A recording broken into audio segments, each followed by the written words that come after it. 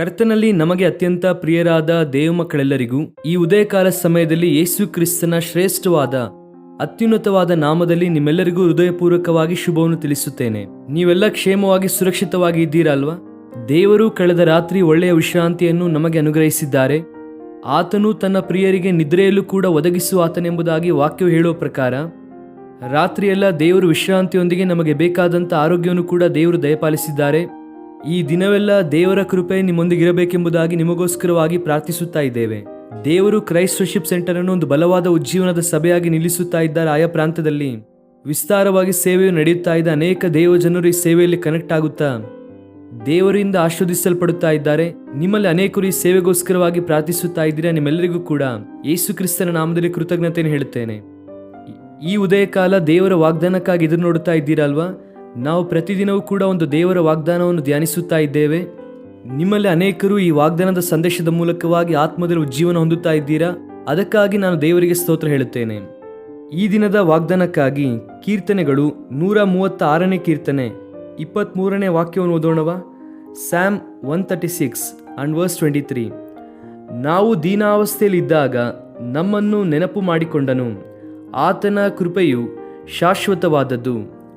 Who remembered us in our low estate, for his mercy endures forever.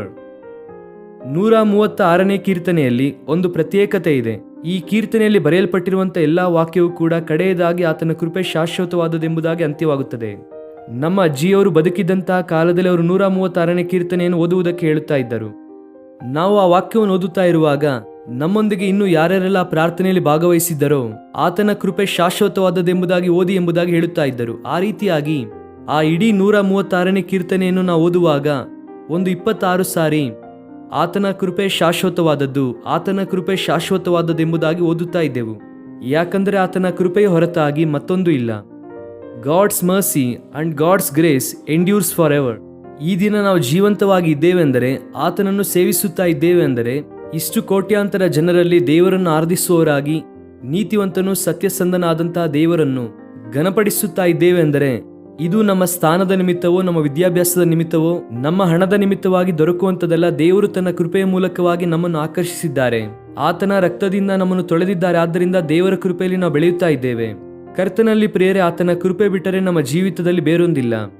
ಈ 136ನೇ ಕೀರ್ತನೆಯ ಪ್ರಾರಂಭವೇ ಯೆಹೋವನಿಗೆ ಕೃತಜ್ಞತಾ ಸ್ತುತಿ ಮಾಡಿರಿ, ಆತನು ಒಳ್ಳೆಯವನು ಎನ್ನುವಂತಹ ವಾಕ್ಯದೊಂದಿಗೆ ಆರಂಭವಾಗುತ್ತದೆ. ದೇವರು ಒಳ್ಳೆಯವನು, ಆತನು ದಯಾಳು. ಈ ಕೀರ್ತನೆಯಲ್ಲಿ ಸೃಷ್ಟಿ ಹೇಗೆ ಉಂಟಾಯಿತು, ದೇವರು ಹೇಗೆ ಸೃಷ್ಟಿಯನ್ನು ಉಂಟು ಮಾಡಿದರು, ಆನಂತರವಾಗಿ ಇಸ್ರೇಲರ ಜೀವಿತದಲ್ಲಿ ದೇವರು ಎಂತಹ ಅದ್ಭುತವನ್ನು ಮಾಡಿದರು, ಐಗುಪ್ತ್ಯದಿಂದ ದೇವರು ಹೇಗೆ ಅವರನ್ನು ಆಚೆ ಕರೆತಂದರು, ಇಂತಹ ವಿಷಯಗಳನ್ನು ಸ್ಪಷ್ಟವಾಗಿ ಕೀರ್ತನೆಯಲ್ಲಿ ಓದುತ್ತೇವೆ. ನಾವು ಓದಿದಂತಹ ವಾಕ್ಯ ಭಾಗಕ್ಕೆ ಬರುವಾಗ, ನಾವು ದೀನಾವಸ್ಥೆಯಲ್ಲಿ ಇರುವಾಗ ಆತನು ನಮ್ಮನ್ನು ನೆನಪು ಮಾಡಿಕೊಂಡಿದ್ದಾನೆ. ಆಗಾಗ್ಗೆ ನಾವು ಕೇಳುತ್ತಲೇ ಇದ್ದೇವೆ, ದೇವರು ನಮ್ಮನ್ನು ಮರೆತು ಹೋಗಿಲ್ಲ, ಆತನು ನಮ್ಮನ್ನು ನೆನಪಿಸಿಕೊಳ್ಳುತ್ತಲೇ ಇದ್ದಾರೆ. ಆತನ ಜ್ಞಾಪಕದಲ್ಲಿ ನಾವಿದ್ದೇವೆ. ಆತನು ನೆನಪು ಮಾಡಿಕೊಂಡಿದ್ದಾರೆ ಅಂದರೆ ಏನು, ಆತನು ಮರೆತು ಹೋಗಿದ್ದಾನೆಂಬುದಾಗಿ ಅರ್ಥವಲ್ಲ. ಆತನ ಜ್ಞಾಪಕದಲ್ಲಿ, ಆತನ ಆಲೋಚನೆಯಲ್ಲಿ, ಆತನ ಯೋಚನೆಯಲ್ಲಿ ನಾವಿದ್ದೇವೆ. ನಮ್ಮ ಕುರಿತಾಗಿ ಆತನು ಆಲೋಚಿಸುತ್ತಿದ್ದಾನೆ. ಆತನ ದಿವ್ಯ ಕೃಪೆಯನ್ನು ನಮ್ಮ ಮೇಲೆ ಸುರಿಸಬೇಕೆಂದು ದೇವರು ಯಾವಾಗಲೂ ನಮ್ಮ ಕುರಿತಾಗಿ ಆಲೋಚಿಸುತ್ತಿದ್ದಾರೆ. ದೀನಾವಸ್ಥೆಯಲ್ಲಿ ಇರುವಾಗ ಅನೇಕ ಸಂದರ್ಭದಲ್ಲಿ ನಮ್ಮ ಜೀವಿತದಲ್ಲಿ ಎಷ್ಟೇ ಇದ್ದರೂ ಕೂಡ ಆ ಲೋ ಎಸ್ಟೇಟ್ ಎನ್ನುವಂಥದ್ದು ನಮ್ಮ ಜೀವಿತದಲ್ಲಿ ಕಾಣುತ್ತದೆ. ದೀನಾವಸ್ಥೆ, ಹಿಬ್ರಿಯ ಭಾಷೆಯಲ್ಲಿ ಶಫೆಲ್ ಎನ್ನುವಂಥ ಪದವನ್ನು ಉಪಯೋಗಿಸಿದ್ದಾರೆ. ಅದರ ಅರ್ಥ ಲೋ ಎಸ್ಟೇಟ್ನೊಂದಿಗೆ ಹಂಬಲ್ ರ್ಯಾಂಕ್ ಎನ್ನುವಂಥ ಮಾತು ಕೂಡ ಅದಕ್ಕೆ ಅರ್ಥವಾಗಿದೆ. ದೀನಾವಸ್ಥೆಗೆ ನಾವು ಬಂದಿದ್ದೇವೆ. ಆಯಾ ಸಂದರ್ಭದಲ್ಲಿ ಕುಟುಂಬ ಜೀವಿತದಲ್ಲಾಗಿರಬಹುದು, ಫೈನಾನ್ಷಿಯಲ್ ವಿಷಯದಲ್ಲಾಗಿರಬಹುದು, ಆರೋಗ್ಯದ ವಿಷಯದಲ್ಲಾಗಿರಬಹುದು, ಈ ಲೋ ಎಸ್ಟೇಟನ್ನು ನೀವು ಅನುಭವಿಸಿರಬಹುದು. ಮಾನಸಿಕವಾಗಿ ಬಹಳ ಕುಗ್ಗಿ ಹೋದಂಥ ಪರಿಸ್ಥಿತಿಯಲ್ಲಿರಬಹುದು. ನಾನು ಬಹಳ ಲೋ ಆಗಿದ್ದೇನೆ ರೀ ಎಂಬುದಾಗಿ ಹೇಳುತ್ತಾರೆ ಅನೇಕರು. ಅದರ ಅರ್ಥ ಕುಗ್ಗಿ ಹೋಗಿದ್ದೇನೆ. ಯಾವುದೋ ಒಂದು ವಿಷಯ ಅವರನ್ನು ಬಹಳ ಬಾಧಿಸುತ್ತಾ ಇದೆ, ಪಿಯರ್ಸ್ ಮಾಡುತ್ತಾ ಇದೆ. ಆದ್ದರಿಂದ ಯಾರೊಂದಿಗೂ ಸಂತೋಷವಾಗಿರುತ್ತಾ ಇಲ್ಲ. 10 ಜನರ ಮಧ್ಯದಲ್ಲಿ ಬಂದು ಸಂತೋಷವಾಗಿರುವಂತೆ ಕಾಣಿಸಿದರು. ಆನಂತರ ಅವರ ಮನೆಗೆ ಹೋದ ನಂತರ ಅವರ ದುಃಖ ಅವರಿಗೇನೆ, ಅವರ ಬಾಧೆ ಅವರದ್ದೇ, ಅವರ ಅಸಹನೆ ಅವರದ್ದೇ. ಆದರೆ ದೇವಾದಿ ದೇವನು ದೀನಾವಸ್ಥೆಯಲ್ಲಿರುವಂಥ ನಮ್ಮನ್ನು ನೆನಪು ಮಾಡಿಕೊಂಡಿದ್ದಾರೆ. ನಿಮಗೆ ಒಂದು ವಿಷಯ ಗೊತ್ತಾ?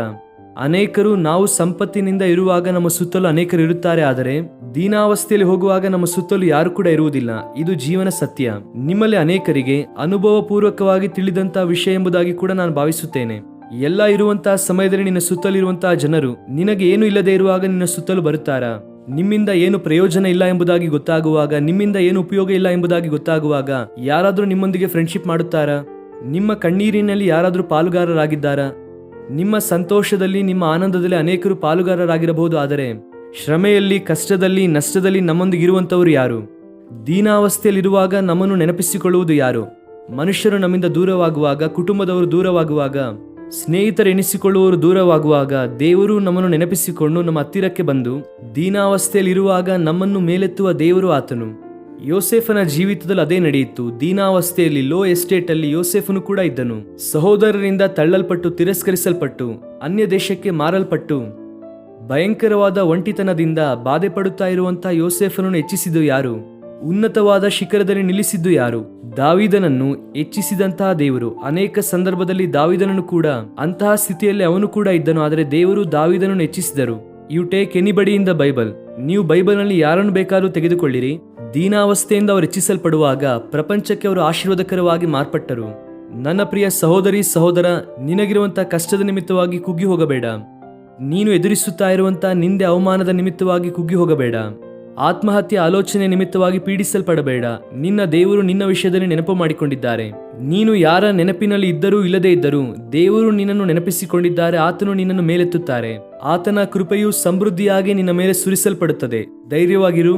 ಪರಿಸ್ಥಿತಿಯನ್ನು ಧೈರ್ಯವಾಗಿ ಎದುರಿಸು. ಸವಾಲುಗಳನ್ನು ಜಯಿಸುವಂತಹ ಕೃಪೆಯನ್ನು ದೇವರಾತ್ಮನಿಂದ ಹೊಂದಿಕೋ. ದೇವರ ಸಮ್ಮುಖದಲ್ಲಿ ಮೊಣಕಾಲೂರಿ, ದೇವರೇ ನನಗೆ ಸಹಾಯ ಮಾಡಿ ನಿಮ್ಮ ಕೃಪೆಯನ್ನು ಸುರಿಸಿರಿ. ದೀನಾವಸ್ಥೆಯಲ್ಲಿ ಇರುವಂತವರನ್ನು ನೆನಪಿಸಿಕೊಳ್ಳುವುದು ನೀವು ಎಂಬುದಾಗಿ ಈ ದಿನ ಈ ವಾಗ್ದಾನವನ್ನು ಕ್ಲೇಮ್ ಮಾಡುತ್ತಾ ದೇವರಿಗೆ ಸ್ತೋತ್ರ ಮಾಡಿ. ನಿಮ್ಮ ಜೀವಿತದಲ್ಲಿ ದೊಡ್ಡ ಕಾರ್ಯಗಳು ನಡೆಯುತ್ತದೆ. ಹಾಗೆ ಕಣ್ಣು ಮುಚ್ಚಿರಿ, ನಾವು ಪ್ರಾರ್ಥನೆ ಮಾಡೋಣ. ಪ್ರೀತಿಯುಳ್ಳ ತಂದೆ, ಉನ್ನತನಾದ ದೇವ, ಈ ಉದಯಕಾಲ ಸಮಯದಲ್ಲಿ ನೀವು ನಮ್ಮನ್ನು ಬಲಪಡಿಸಿ ಧೈರ್ಯಪಡಿಸಿದಂಥ ವಿಧಾನಕ್ಕಾಗಿ ಸ್ತೋತ್ರ.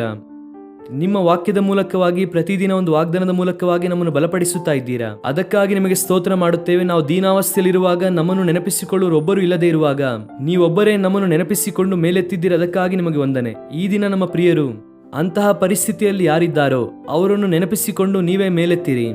ದೊಡ್ಡ ಕಾರ್ಯವನ್ನು ಅವರ ಜೀವಿತದಲ್ಲಿ ಮಾಡಿರಿ. ಮಹಿಮಾನ್ವಿತವಾದ ಕಾರ್ಯವನ್ನು ಅವರ ಜೀವಿತದಲ್ಲಿ ಮಾಡಬೇಕೆಂಬುದಾಗಿ ಬೇಡಿಕೊಳ್ಳುತ್ತೇನೆ. ಯಾವ ಅವಶ್ಯಕತೆಯಲ್ಲಿ ಇದ್ದಾರೋ ಫಿಲಿಪ್ಪಿ 4:19 ಪ್ರಕಾರ ಅವರ ಎಲ್ಲ ಅವಶ್ಯಕತೆಯನ್ನು ಸಂಧಿಸಿ ನಿಮ್ಮ ನಾಮವನ್ನು ಮಹಿಮೆಪಡಿಸಿಕೊಳ್ಳಬೇಕೆಂದು ಸ್ತುತಿ, ಘನ, ಮಾನ, ಮಹಿಮೆ ನಿಮಗೆ ಮಾತ್ರ ಸಲ್ಲಿಸುತ್ತಾ ಯೇಸು ಕ್ರಿಸ್ತನ ಶ್ರೇಷ್ಠವಾದ ನಾಮದಲ್ಲಿ ಬೇಡಿ ಹೊಂದಿಕೊಳ್ಳುತ್ತೇವೆ ತಂದೆಯೇ. ಆಮೇನ್, ಆಮೇನ್. God bless you dear friends. Have a wonderful day.